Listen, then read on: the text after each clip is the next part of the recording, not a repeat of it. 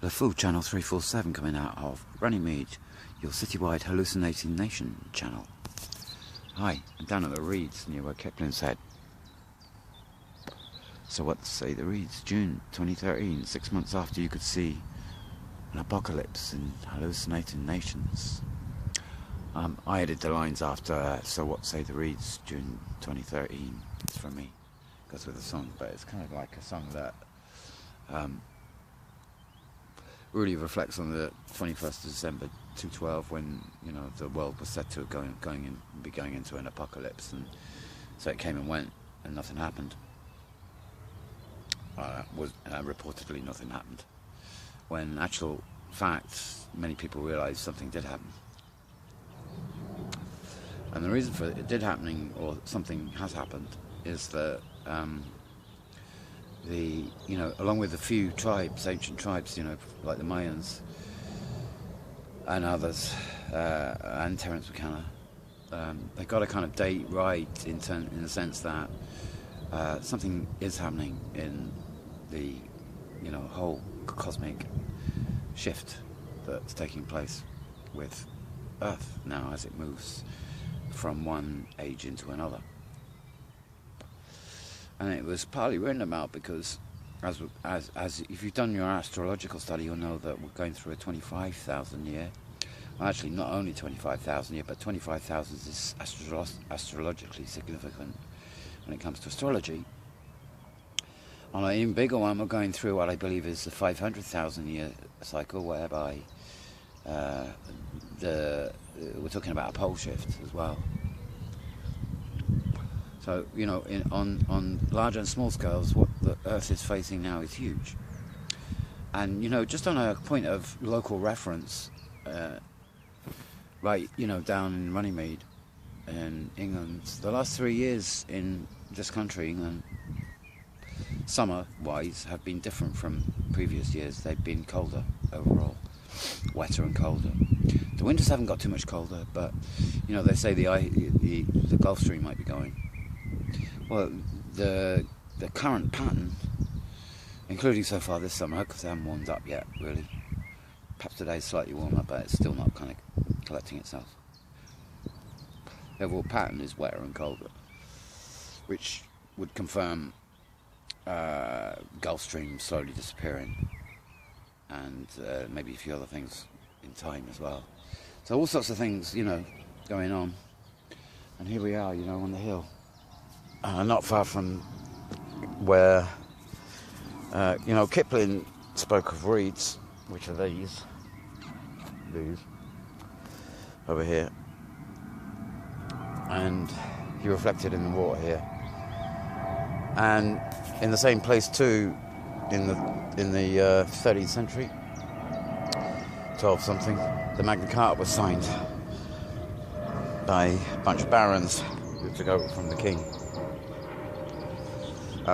Which was, ended in controversy because the Pope never ratified it. So, clouds and stuff have, meaning behind that one. And here we are, in the place. Next month they're gonna celebrate 800 years of Magna Carta. As if it's real. It's kind of it's existed since this time and has meaning today in relevance to what's happened since. Mostly in the bluff that's been played with it, including the setting up of Parliament. Let's not go there.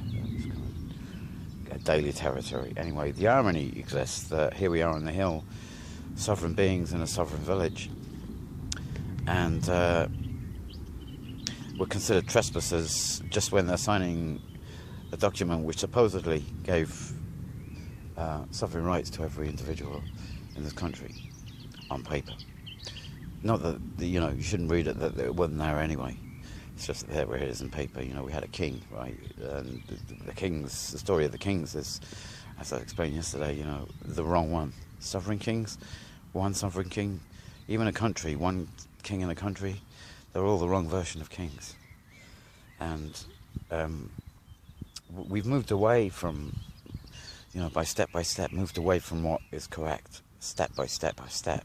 And we might have to do a U-turn, whereby, you know, we start having kings again, and eventually get back to the nothing we never needed anyway. And it's the same what I said with what some are calling for is a kind of world council, which, you know, under the surface of all veils, that's what you've got anyway. It's just that it's hidden. And, you know, you think you've got parliaments and democracy, we haven't. You've got none of those things. It's hidden. What the truth of everything is hidden underneath.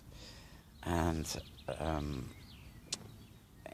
so, you know, one step back, you know, to a truer system would be to actually elect, or for those who are running, want to come forward and say they're doing it. Which is kind of what we're doing in the village, in a sense. We're forming a council which is going to be known about. Some of us are, you know, and if it's accepted, it's accepted. It's just an idea at the moment.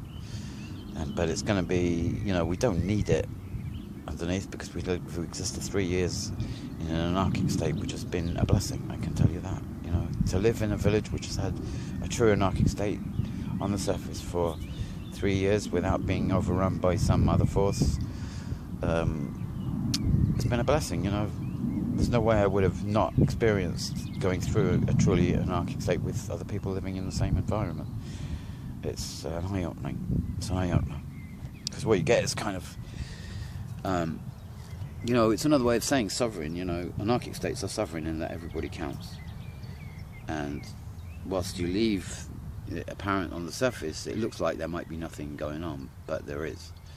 Underneath there always is. It's like the nature of everything, there's always something going on underneath. So people put themselves forward for particular roles. And, you know, for instance, one of them might be security, which is, you know, a favourite word in this country because of all the business that comes with security. But I don't like it. I think it should be, you know, friendly kind of gossip, really, myself, you know. So sometimes I'd start gossiping, you know, and tell them a story, and if they don't like, you kind of gently warn them away. And, you know, I agree, you know, because of the nature of the planet we live in, there is a certain amount of, you know, behaviour from the use of alcohol, which actually we've been kind of lucky with, because we're kind of, there's no kind of shop local, so, you know, people have to kind of think about it before they come up here if they haven't got any. You can't just buy it, and you have to go off. Alcoholics don't usually travel too far. Bar needs to be close. So we hadn't had too much trouble from that side of things. And, you know, it's helped those who have got problems genuinely as well, you know, because there's the few who have, you know, can, as long as they're kind of respectful of the rest of the community, okay, exist, you know, without a problem. And that's the way it's been, you know. And, you know, it's really just the other rubbish that comes with, you know, what I consider the wrong drug, alcohol. You don't get trouble with people who smoke weed. They don't get into fights. You put inside yourself too much. It's a reflective drug, self-reflective, so it doesn't kind of cause fights. And anyway, so, you know, these are the reeds down at Runnymede, and there's going to be news coming out of this place, you know, black hole of news. I think they're avoiding the court case on the dot in the black hole because of the irony. There's going to be an irony anyway, so it's always going to come out a bit weird for them, but maybe it's a case of someone waking up to the fact that the whole thing sits in an ironic, you know, black hole for the powers that be. That there are sovereigns up in the hill just above the signing of the Magna Carta, and we can talk about it in that sense. Well, we're forming a council, Runnymede Eco Village Council, so there will be a way people can, you know, come to the village and go and see certain people who can tell them how the place works, and that's the nature of how we see it at the moment in evolution, in terms of, let's call it the something on my camera lens there. I don't know. Let's call it the old village council, you know, the wise old council. I don't want to say ours, because that's kind of, you know, there's too many of those. there's an owl involved, I guess. Anyway, as I watch another plane take over from, Boris, get on with moving Heathrow Airport away from England. Bye.